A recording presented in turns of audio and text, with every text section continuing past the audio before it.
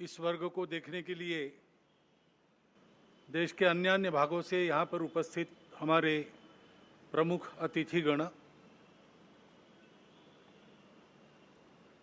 माननीय सर्वाधिकारी जी, माननीय विदर्भ प्रांत संघ चालक जी, माननीय नागपुर महानगर के संघ चालक जी, उपस्थित अन्य अधिकारीगण, आत्मीय स्वयंसेवक बंधु, उपस्थित नागरिक सज्जन एवं माता भगिनी, इस वर्ग के समापन के कार्यक्रम को प्रतिवर्ष हम लोग देखते हैं। इस बार विशेष योग बना है। आज 5वें गुरु महाराज सदगुरु श्री अर्जुन देव जी महाराज का शहीदी दिवस है। ग्वालियर के किले में उनको बहुत प्रताड़नाएं कष्ट देकर शहीद किया गया। धर्म के लिए वो हंसते हंसते शहीद हो गए। कल भी महाराणा प्रताप की जयंती थी और भगवान बिरसा मुंडा का निर्वाण दिन था। महापुरुषों के ये स्मरण जिन दिनों हमें हो सकते हैं, उन दिनों पर यहाँ पर देश हित में अपने आप को योग्य बनाने की साधना करने वालों का उपक्रम देखना और उनके साथ कुछ राष्ट्र के विचार में सहयोगी होना, ये मैं मानता हूं हमारे लिए अत्यंत शुभयोग है। क्योंकि बाहर तो वातावरण दूसरा है। चुनाव संपन्न हुए, उसके परिणाम भी आए, कल सरकार भी बन गई,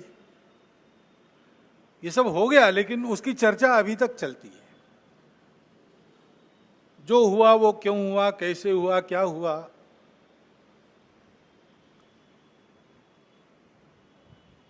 ये अपने देश के प्रजातांत्रिक तंत्र में प्रति 5 वर्ष होने वाली घटना है, होती है। उसके अपने नियम है, डायनेमिक्स है, उसके अनुसार होता है। अपने देश के संचालन के लिए कुछ निर्धारण करने वाला वो प्रसंग है, महत्वपूर्ण है। लेकिन हम चरविचरण करते रहे, इतना महत्वपूर्ण क्यों है? समाज ने अपना मत दे दिया, उसके अनुसार सब होगा। क्यों, कैसे, इसमें संघ के हम लोग नहीं पढ़ते। हम अपना कर्तव्य करते रहते, लोकमत परिष्कार का प्रतिवर्ष करते हैं, प्रति चुनाव में करते हैं, इस बार भी किया है। बाकी क्यों हुआ क्या हुआ इस चर्चा में पढ़ते नहीं, क्योंकि आज ही कल ही आदरणीय सत्यप्रकाश महाराज जी ने हमको एक वचन बताया कबीर जी का। सार रूप में हम लोग उस प्रकार से विचार करते हुए इन सब बातों को देखते हैं। निर्बंधा बंधा रहे, बंधा निर्बंधा होई, कर्म करे करता नहीं, दास कहाए सोई।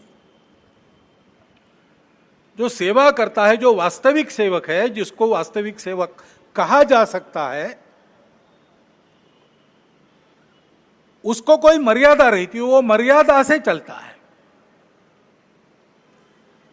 काम करते सब लोग हैं, लेकिन कार्य करते समय मर्यादा का पालन करते हुए उसको करना। जैसा तथागत ने कहा है, कुशलस्य उपसंपदा, अपनी आजीविका, पेट भरने का काम सबको लगा ही है, करना ही चाहिए। अपने शरीर को भूखा नहीं रखना है, परंतु करते समय कुशलस्य उपसंपदा है, कौशल पूर्वक। यानी उपजीविका के कार्य में उत्कृष्टता जैसे उस शब्द से निर्देशित होती है, वैसे ही वो कार्य करते समय दूसरों को धक्का नहीं लगना चाहिए, ये मर्यादा भी उसमें निहित है। तो ऐसी मर्यादा रख के हम लोग काम करते हैं। काम करने वाला उस मर्यादा का ध्यान रखता है। वो मर्यादा ही अपना धर्म है, वो मर्यादा ही अपनी संस्कृति है, जो महाराज जी ने अभी बहुत मार्मिक कथाओं से थोड़े में बताई, पूरी बताई। उस मर्यादा का पालन करके जो चलता है, वो कर्म करता है लेकिन कर्मों में लिप्त नहीं होता, उसमें अहंकार नहीं आता कि मैंने किया, और वही सेवक कहलाने का अधिकारी रहता है। ये उक्ति कल जब उन्होंने सुनाई तो मेरे मन में आया कि अपना विचार क्या है, संघ कैसे चलता है, उसको बताने का दूसरा कौन सा उपाय। सरल उपाय में यही है, 4 पंक्तियों में संघ की वृत्ति ध्यान में आती है।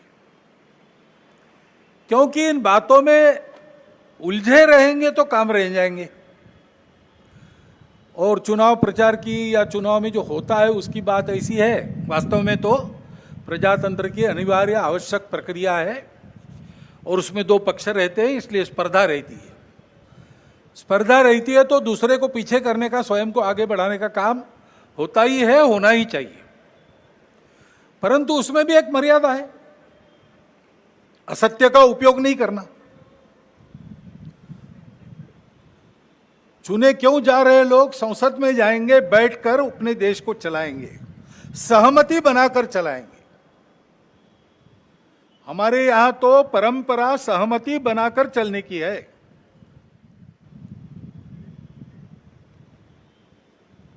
समानो मंत्र समिति समानी समानम मनस सहचित्तमेशाम। इस सहचित्त पर विनोबा भावे जी की टिप्पणी है।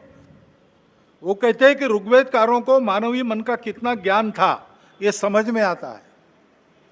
सब जगह उन्होंने सम कहा है, समानो मंत्र समिति समानी समानम मना, लेकिन चित्त के बारे में सम नहीं कहा, क्योंकि प्रत्येक व्यक्ति का चित्त मानस अलग अलग होता ही है, और इसलिए 100% मतों का मिलान होना संभव नहीं है।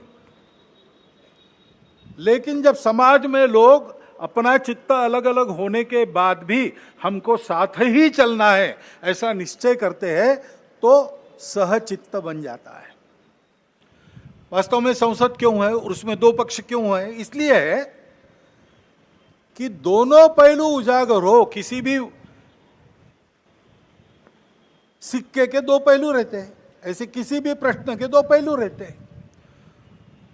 एक पक्ष एक पहलू का विचार करता है तो दूसरे पक्ष ने दूसरा पहलू उजागर करना है, ताकि जो होना है वो पूर्णतः ठीक हो, सहमति बने। इसलिए संसद बनती है, लेकिन ऐसी सहमति बनना स्पर्धा करके आए लोगों में थोड़ा कठिन भी रहता है, और इसलिए हम बहुमति का आसरा लेते हैं। उसके लिए स्पर्धा चलती है। ये स्पर्धा है, कोई आपस का युद्ध तो है नहीं। जिस प्रकार ये बातें हुई, जिस प्रकार एक दूसरे को लताड़ना हुआ, जिस प्रकार प्रचार के दौरान हमारे करने से समाज में मनमुटाव बढ़ेगा, 2 गठ बटेंगे, आपस में शंका संशय उत्पन्न होगा, इसका भी ख्याल नहीं रखा गया, और विनाकारण संघ जैसे संगठनों को भी उसमें खींचा गया। टेक्नोलॉजी का सहारा करके असत्य बातें परोसी गई, नितांत असत्य। क्या शास्त्र का, विज्ञान का, विद्या का ये उपयोग है? सज्जन विद्या का ये उपयोग नहीं करते। विद्या विवादाय ये खलस्य, ऐसा कहा है, विद्या विवादाय धनम मदाय शक्ति परेशान परपीडनाय खलस्य साधो विपरीतमेतत् ज्ञानाय दानाय च रक्षणाय। विद्या का उपयोग प्रबोधन करने के लिए होता है, लेकिन आधुनिक विद्या टेक्नोलॉजी का उपयोग असत्य परोसने के लिए किया गया। ऐसे से देश कैसे चलेगा भाई? आखिर सबको देश ही चलाना है ना। 2 पक्ष है, विरोधी पक्ष कहते हैं, मैं प्रतिपक्ष कहता हूं। वो विरोधी नहीं है, उसको विरोधी मानना भी नहीं चाहिए। वो प्रतिपक्ष है, वो एक पहलू उजागर कर रहा है, उसका भी विचार होना चाहिए। जब चलना है तो चुनाव लड़ने में भी एक मर्यादा होती है। उस मर्यादा का पालन नहीं हुआ, क्योंकि उसका पालन होना इसलिए आवश्यक है कि हमारे देश के सामने चुनौतियां समाप्त नहीं हुई। अब सरकार बन गई, वही सरकार फिर से आ गई, एनडीए की। अब ये ठीक है, पिछले 10 वर्षों में बहुत कुछ अच्छा हुआ है। आर्थिक हमारी स्थिति, आधुनिक दुनिया जिन मानकों को मानती है, जिसके आधार पर आर्थिक स्थिति का मापन करती है, उनको लगाए तो हमारी आर्थिक स्थिति बहुत अच्छी हो रही। सामरिक स्थिति हमारी निश्चित रूप से पहले से अधिक अच्छी है। दुनिया भर में हमारे देश की प्रतिष्ठा बढ़ी है। कला क्षेत्र में, क्रीड़ा क्षेत्र में, ज्ञान विज्ञान के क्षेत्र में, संस्कृति के क्षेत्र में हम सब लोग विश्व के सामने आगे बढ़ रहे हैं। हमको धीरे धीरे मानना विश्व के प्रगत देशों ने भी शुरू किया है। लेकिन इसका मतलब ये नहीं है कि हम चुनौतियों से मुक्त हुए। अभी उन बातों से मुक्त होकर जो चुनाव के आवेश में अतिरेक हो गया, उससे मुक्त होकर हमको आने वाली बातों का विचार करना है, समस्याओं से राहत लेनी है। अभी हम बैठे हैं, गर्मी लग रही है, अभी तो ठंडा हो गया, लेकिन कुछ दिन पहले कितनी गर्मी थी। इस वर्ष हर वर्ष से बहुत अधिक गर्मी हुई और सर्वत्र हुई, हिल स्टेशंस में भी हुई। बेंगलुरु जैसे महानगर में जल का संकट आ गया। हिमालय के हिमनदियों के पिघलने के बारे में तरह तरह की बातें छप रही है। ये पर्यावरण का सारी दुनिया पर संकट है।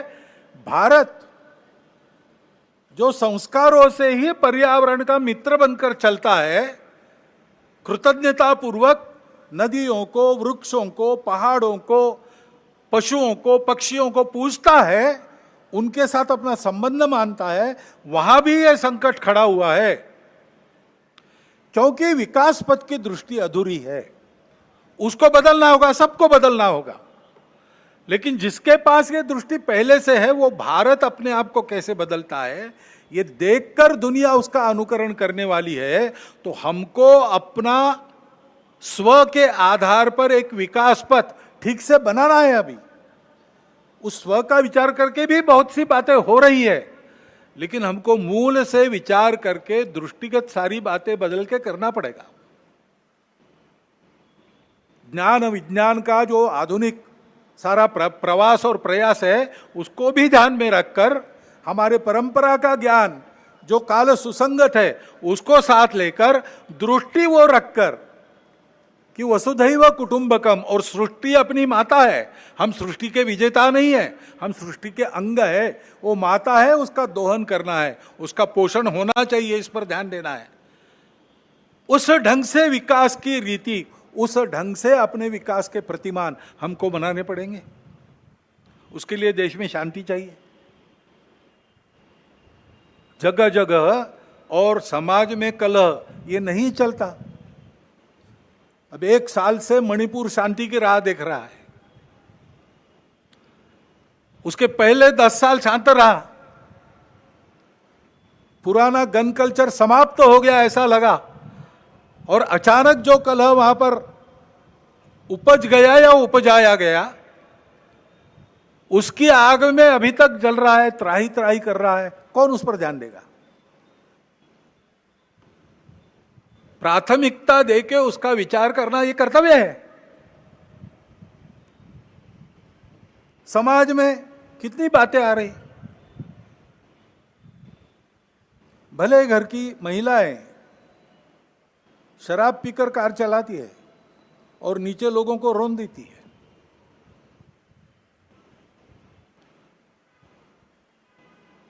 कहां हमारे संस्कार कहां गए? हमारी संस्कृति कहां है? जो संस्कृति अभी तक दुर्जेय सी बनी है, अभी भी उसको कोई नहीं जीत सकता। लेकिन उस संस्कृति के वाहक हम लोग उसकी परवाह रखेंगे तभी। इसलिए समाज में पीढ़ी दर पीढ़ी चलने वाले, संपूर्ण सृष्टि की धारणा करने वाले धर्म के संस्कार, जो संस्कृति हमको सिखाती है, उस संस्कृति के पनपने का, आगे की पीढ़ी तक पहुंचने का प्रश्न खड़ा हो गया है। जिन्होंने उसको त्याग दिया, उनकी स्थिति दुनिया में अच्छी नहीं है। भले ही भौतिक वैभव होगा, परिवार टूट रहे हैं, मन में अशांति है, छोटे बच्चे बंदूक लेकर अपने विद्यालय के सहपाठियों को गोलियों से भून डालते, ऐसी परिस्थितियां आती है। पिताहीन मातृत्व, कितनी बातें हैं। क्या हमको वैसे बनना है? क्या हमको अपना परिवार प्यारा नहीं है? क्या हमारे सगे संबंधी हमारे कुछ नहीं लगते? उस संस्कृति के संरक्षण का प्रश्न है। उसके लिए समाज में बात करने वाले, समाज में विभिन्न कार्यक्रम करने वाले, समाज का प्रबोधन करने वाले माध्यम, सबको अपने ऊपर संयम का बंधन एक लाना पड़ेगा। और वैसा वो बंधन लाए, क्योंकि आज के तंत्र में सरकार बहुत सी बातें देखती है, उसके लिए भी सरकारों को प्रावधान करने पड़ेंगे। बहुत काम करने पड़े हैं, और ये काम केवल सरकारों को नहीं करने, इनकी भी चर्चा हम करते हैं, लेकिन केवल चर्चा करने से नहीं होता। इसके लिए समाज को सिद्ध होना चाहिए। वास्तव में प्रजातंत्र में तो समाज ही राजा को बनाता है और समाज ही अपनी स्थिति को बनाता है। तो समाज ने अपने आप को खड़ा करना, यह पहली बात आवश्यक होती है। समाज परिवर्तन से व्यवस्थाओं का परिवर्तन होता है। दुनिया में सर्वत्र, दुनिया का इतिहास देखिए, यही हुआ है। जब कोई परिवर्तन आया, समाज में आया, उसके कारण व्यवस्था में आया। नेतृत्व खड़ा हुआ, लेकिन नेतृत्व को समाज का प्रतिसाद मिलने के लिए समाज का परिवर्तन हुआ। फ्रांसीसी राज्य क्रांति में फ्रांस के गरीबों का असंतोष शिखर पर पहुंच गया था, इसलिए क्रांति की बात करने वालों के पीछे सारी जनता खड़ी हो गई। यही रशिया में हुआ है। ये खड़ा हो गया समाज में कि इससे छूटना है, इससे बाहर आना है। अब वहां ये संस्कृति नहीं है जिसका वर्णन महात्मा ने किया, हमारे संत जी ने किया। संयम की, सत्य, अहिंसा, अस्तेय, परिग्रह, ब्रह्मचर्य, ये हमारे पास है। और इसलिए हमारे पास यही हुआ, लेकिन उसकी जो अभिव्यक्ति थी वो अलग प्रकार की, वो भारतीय अभिव्यक्ति थी। डॉक्टर बाबा साहब आम्बेडकर कहते हैं कि कोई बड़ा परिवर्तन होने के पहले समाज का एक बड़ा आध्यात्मिक जागरण होता है, ये नियम है। अपने देश में तो है ही। शिवाजी महाराज के पहले सैकड़ों वर्ष संतों ने आध्यात्मिक जागरण किया, भक्ति की बुनियाद देकर सारे समाज को भेद मिटाकर वर्ण अभिमान विसर जाती, भूल गए वर्ण अभिमान और जाति, ऐसा समाज खड़ा किया। तो शिवाजी महाराज ने स्वराज्य का विचार रखा, उसके पीछे सामान्य आदमी खड़ा हुआ, अपना घर गृहस्थी संभाल कर, और उनके साथ लड़ता था। इसलिए दुनिया की बलाढ्य ताकतें भी उसको पराजित नहीं कर सकती। ये समाज के निर्माण का काम करना है। समाज में एकात्मता चाहिए, समाज में संस्कार चाहिए। अपने समाज में और विशेष बात है कि हमारा समाज विविधताओं से भरा हुआ समाज है, और यह जानने वाला समाज है कि ये विविधताएं मिथ्या है, कुछ दिन चलती है, बाद में विविधता नहीं रहती। मूल में तो हम एक ही है। विविधता भी हमारी एकता का आविष्कार है, अभिव्यक्ति है, और इसलिए उसको स्वीकार करो, मिलजुल कर चलो, सब सही है। अपने अपने मत की श्रद्धा पर पक्के रहो, दूसरों के मत का उनका उतना ही सम्मान करो, उनका भी मत सत्य है, स्वीकार करो, और मिलकर धर्म की राह पर चलो। ये धर्म पूजा की बात नहीं कर रहा हूं मैं। सारी पूजाएं अपनी अपनी पूजा पर श्रद्धा रखकर बाकी पूजाओं को भी उतना सत्य मानकर सब लोगों ने मिलकर सबकी धारणा करनी है, सबको जिलाना है, सृष्टि को भी जिलाना है, पूरे अस्तित्व के विचार से अपने जीवन को चलाना है। यह धर्म है। उस धर्म मार्ग पर बढ़ते हैं तो उन्नति होती है। हमारे देश में विविधता में एकता पुराना है। कुर्म पुराण में वर्णन किया है यहाँ की जनता का कि ये भारत भूमि की प्रजा ऐसी है, अनेक देवी देवताओं की पूजा करती है और अनेक प्रकार के रीति रिवाज रखती है, अनेक भाषाएं बोलती है, फिर भी मिलजुल कर चलती है। अथर्ववेद की ऋचा भी प्रसिद्ध है, जन्म बिभ्रति बहुधा विवाचसम नाना धर्माणम पृथ्वी में यथोकसम। यह हमारी रीति है। जब इस रीति को हम भूल गए तब से हमारा पतन हुआ। तब हमने अपने ही भाइयों को अस्पृश्य कहकर दूर रखा। कोई इसके पीछे न्याय नहीं है, कोई शास्त्र इसके पीछे नहीं है, नहीं इसको वेदों का आधार है, न उपनिषदों का आधार है। ये तो स्वार्थी लोगों ने बुना हुआ जाल है, अथवा कुछ समय आया होगा जिसमें ऐसा चलना पड़ा होगा, पता नहीं क्या था, लेकिन वो कालबाह्य है और गलत है।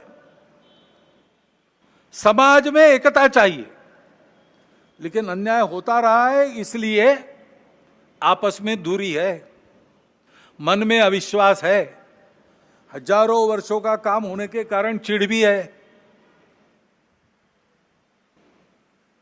अपने देश में बाहर से आक्रमक आए, आते समय अपना तत्वज्ञान भी लेकर आए। यहाँ के कुछ लोग विभिन्न कारणों से उनके विचारों के अनुयायी बन गए, ठीक है, अब वो लोग चले गए, विचार उनके रह गए, उसको मानने वाले रह गए, है तो यहीं के विचार, वहां के हैं, तो यहां की परंपरा को उससे कोई फर्क नहीं पड़ता। बस एक बात है कि भारत के बाहर के विचारों में जो हम ही सही बाकी सब गलत है, उसको छोड़ो।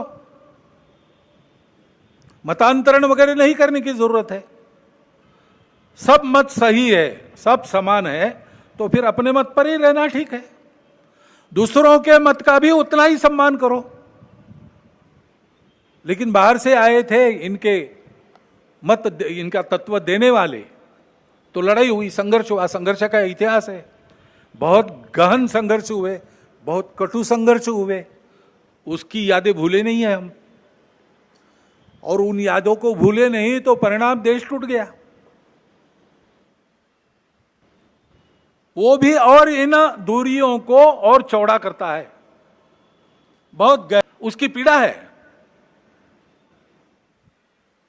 अन्याय के प्रति जो चिढ़ है, उसके कारण अपने ही समाज के लोग रूठे हुए, गुस्से में है, मन में आशंका है, दूरी है, और इतिहास के कारण ये जो घाव हुए उसकी पीड़ा है, इसलिए हम दूर है। तो पास आना और एक होने का मार्ग क्या होगा? मार्ग तो यही होगा कि उसको भूतकाल में जमा कर दो। डर है तो दुर्बल मत बनो, शक्ति संपन्न बनो, डर नहीं रहेगा, लेकिन शक्ति के साथ शील संपन्न बनो। शील अपना अपने धर्म और संस्कृति से आता है, जो सत्य के बाद अहिंसा को कहता है, सबके प्रति सद्भावना को कहता है। सबके प्रति सद्भावना को लेकर पुरानी बातों को भूलकर सबको अपनाना, और हम एक दूसरे को अपना सके इसलिए अपने को जो बदल अपने में करना है, अपने घर से उसका प्रारंभ करना, स्वयं से प्रारंभ करना। जैसे अपने ही बंधुओं को जो हमने ही दूर किए, उनको लेने के लिए ये जो जाति पाति की बात है, it should go out lock stock and barrel, ऐसा बाला साहब ने कहा है। भाषण में तो जाति है, कार्यक्रमों में तो जाति है, मेरा आचरण और मेरे घर के आचरण में वो जानी चाहिए। उसके जगह समताधिष्ठित व्यवहार की प्रतिष्ठापना होनी चाहिए। कठिन होगा, लेकिन देश के लिए करना पड़ेगा। हजारों वर्षों से जो पाप हमने किया उसके प्रक्षालन के लिए करना पड़ेगा। ऐसे ही आपस में मिलना जुलना है। भारतोद्भव जो लोग हैं उनसे मिलना आसान है, क्योंकि एक ही बुनियाद है। वही यम नियमात्मक आचरण का पुरस्कार सर्वत्र है और एक से सब निकला है। एकम सद विप्रहा बहुधा वदंती, यही सबकी श्रद्धा है। इसलिए वो तो संबंध रखना, आना जाना, अभेद बरतना, रोटी बेटी सब प्रकार के व्यवहार होने दो। लेकिन जो बाहर की विचारधारा है, ये उनकी प्रकृति ऐसी थी, हम ही सही बाकी सब गलत। अब उसको ठीक करना पड़ेगा, क्योंकि वो आध्यात्मिक नहीं है। इन विचारधाराओं में जो अध्यात्म है उसको पकड़ना पड़ेगा। पैगंबर साहब का इस्लाम क्या है, सोचना पड़ेगा। ईसा मसीह की ईसाईयत क्या है, सोचना पड़ेगा। भगवान ने सबको बनाया है, भगवान की बनाई जो कायनात है उसके प्रति अपनी भावना क्या होनी चाहिए, सोचना पड़ेगा। सोच समझ के जो समय के प्रवाह में विकृतियां आई है उसको हटाकर, ये जानकर कि मत अलग हो सकते हैं, तरीके अलग हो सकते हैं, सब अलग हो सकता है, हमको इस देश को अपना मानकर उसके साथ अपना भक्तिपूर्ण संबंध स्थापित कर, इस देश के पुत्र सब कुछ अपने भाई है, ये जानकर व्यवहार करना पड़ेगा। और ये होना पड़ेगा तो उसके लिए आदत की आवश्यकता रहती है, क्योंकि विचार तो अच्छे होते हैं, मन को भी अच्छे लगते हैं, बुद्धि भी उनको मान्य करती है, लेकिन दशकों की शतकों की जो आदत है उसको सुधारने में समय लगता है, उसको सुधारने में समय लगता है। और इसलिए उसके लिए रोज व्यायाम करने की आवश्यकता है। वो व्यायाम ही संघ की शाखा है। ये सारी बातें संघ की शाखा में होती है, हंसते खेलते होती है, करने वालों को ध्यान में भी नहीं आता कि जो मैं कर रहा हूं उससे ये हो रहा है।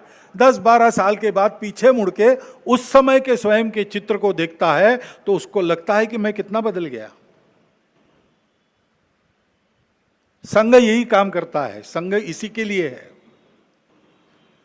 ये करते हुए अपने विश्व के सारे जीवन का आधार बनने वाले भारत को फिर से उस रूप में खड़ा करना,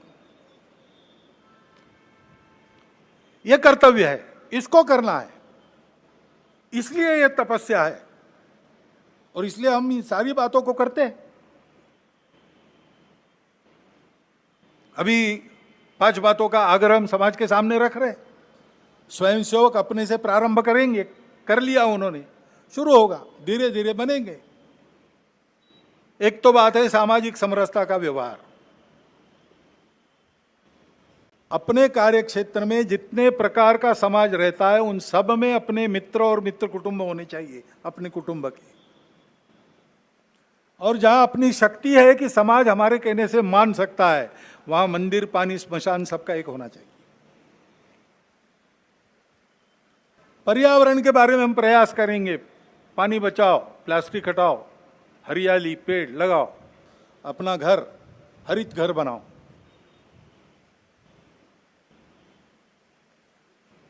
स्व आधारित सारा व्यवहार हो।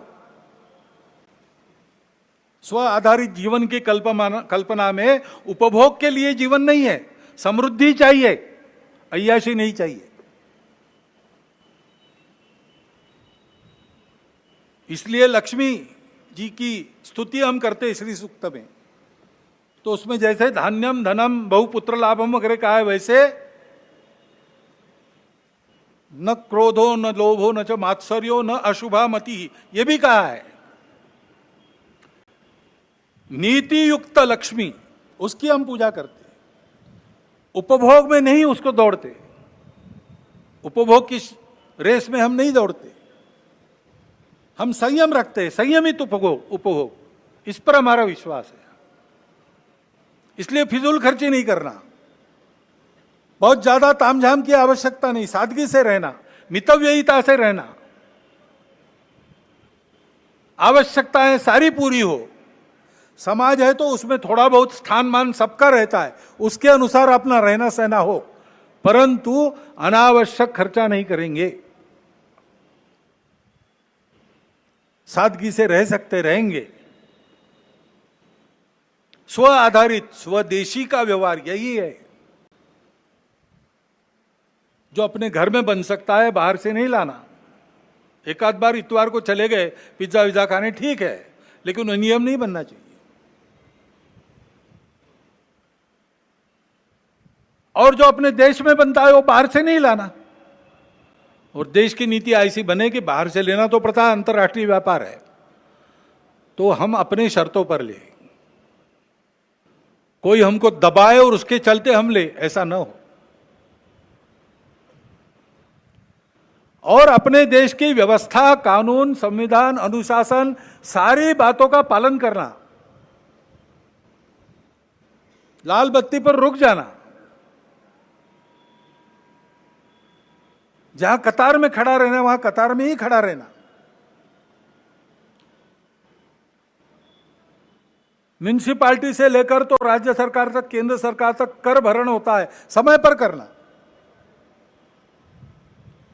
कोई नियम तोड़ना नहीं, कोई व्यवस्था तोड़नी नहीं, अनुशासन में रहना। और ये सारा मैं और मेरा परिवार कर सकूं, इसलिए हफ्ते में एक दिन अपने परिवार के साथ बैठना, अपनी परंपरा, कुल की और देश की, उसकी संस्कृति, उसके मूल्य, उस पर आधारित व्यवहार, इसका स्मरण करना, उनको अपने जीवन में परिश्रम के साथ प्रसंग आया तो प्राण देकर भी निभाने वाले अपने कुल के और अपने देश के पूर्वजों का स्मरण करना, और उसके अनुसार अपना घर है कि नहीं इसकी चर्चा करना, और सहमति से जो तय होता है वो लागू करना। घर के सब लोग एक बार बैठे, श्रद्धानुसार सप्ताह में एक बार भजन करे, श्रद्धानुसार करे, घर में बनाया हुआ भोजन आनंद से करे, और 3-4 घट्टा गपशप करके, इन सारी बातों की चर्चा करके धीरे धीरे अपने घर का वातावरण सांस्कृतिक बनाए। जो हजारों वर्षों की, शतकों की, दशकों की, युगों की ऐसी अपनी परंपरा चली है, उस परंपरा की विश्व को आवश्यकता है। हम उसको काल सुसंगत रीति से आधुनिक ज्ञान, विज्ञान और अपनी परंपरा दोनों का समन्वय करते हुए चरितार्थ करेंगे तो दुनिया को राहत मिलेगी, अपना देश भी अच्छा बनेगा, हमारा जीवन भी सुंदर होगा, सार्थक होगा। उस जीवन को बनाने का रास्ता सीखने के लिए स्वयंसेवक संघ की शाखा में आता है, और पूरा समाज संघ की शाखा में आए, ऐसा आग्रह इसीलिए संघ रखता है। वहां क्या क्या होता है, कैसे कार्यक्रम होते हैं, कौन से गीत होते हैं, कैसे सुभाषित होते हैं, ऐसे कार्यक्रमों में से ये आपको देखने को मिलता है। परंतु दूर रहकर देखकर तो इसका कुछ होने वाला है नहीं, इसमें सहयोगी बने, सहभागी बने, इसकी आवश्यकता है। यह संघ के शाखा का कार्यक्रम आपने देखा है, लेकिन संघ के स्वयंसेवक अनेक काम करते हैं। नित्य चलने वाले छोटे बड़े सेवा कार्य और सेवा की गतिविधियां मिलाकर 1,22,000 से ऊपर काम चल रहे हैं। भीड़ होती है तो कैटेगरी अलग बनाकर हमको कुछ बातें छोड़नी पड़ती है गिनने की, इतना वो कार्य बड़ा है। जीवन का कोई क्षेत्र ऐसा नहीं जिसमें संघ के स्वयंसेवक कोई मंच या कोई संगठन बनाकर सक्रिय नहीं, उन सब में आप आ सकते हैं। परंतु ये जो रोज का व्यायाम है शरीर मन बुद्धि का, ऐसे काम में हम रहे, उन कामों से अपने आप को बांध ले, कर्तव्य समझकर करे, लेकिन बांधकर भी निर्बंधा रहे, काम करे, लेकिन मैंने किया ये अहंकार न पाले, तो हम इस देश की सच्ची सेवा कर रहे ऐसा होगा। और अपने देश को, हम सब लोगों के सच्चे सेवा की आज आवश्यकता है, और विश्व को भी आवश्यकता है। भारत का वो जीवन ध्येय है, पूरे विश्व की सेवा। वो करने लायक भारत को खड़ा करना है तो समाज को इस प्रकार बनना पड़ेगा। समाज ऐसे बनेगा तो व्यवस्थाएं और व्यवस्था चलाने वाले लोग अपने आप उसके पीछे पीछे चलकर ऐसा बनेंगे। हमेशा बुनियाद से शुरू होता है बनाना। केवल भगवान आधि कलश मग पाया रे, पहले शिखर बाद में बुनियाद, यह चमत्कार केवल भगवान कर सकते हैं। और भगवान दुनिया में कोई काम करते नहीं, करवाते हैं।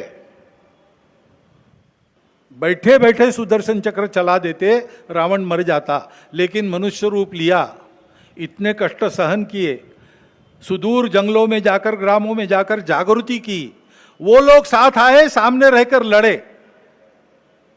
तब रावण का वध हुआ। शमी पर रखे अपने शस्त्र उतारकर पांडव धर्म युद्ध के लिए सिद्ध हो गए, तब भगवान कृष्ण ने केवल सारथ्य किया। चाहते तो द्रौपदी के वस्त्रहरण प्रसंग में ही कौरवों को भस्म कर देते, लेकिन भगवान पहले शिखर बाद में बुनियाद, ये चमत्कार बहुत कम करते हैं। भगवान की रीति यह है, वो हमको बुद्धि देता है, हमको स्वतंत्रता देता है, संस्कारों के द्वारा शुद्ध बुद्धि के प्रकाश में काम करने का अवसर देता है। हमारे काम करने पर भगवान की लकड़ी लगती है, भगवान की उंगली लगती है। हमारी लकड़ी पर गोवर्धन उठ रहा है, हमको लगता है उंगली भगवान की लगती, परंतु उंगली तभी लगती जब हमारी लकड़ी लगेगी। यही सर्वत्र दुनिया के इतिहास में हुआ है, यही अपने वहां होना चाहिए, होने जा रहा है। हमको उसका निमित्त बन के काम करना है। और इसलिए संघ के इस महाअभियान में आप सबको आमंत्रित करता हुआ, मैं ये थोड़ा लंबा हुआ भाषण आपने सुन लिया, इसलिए आपका धन्यवाद करता हुआ मेरी 4 शब्द समाप्त करता हूं।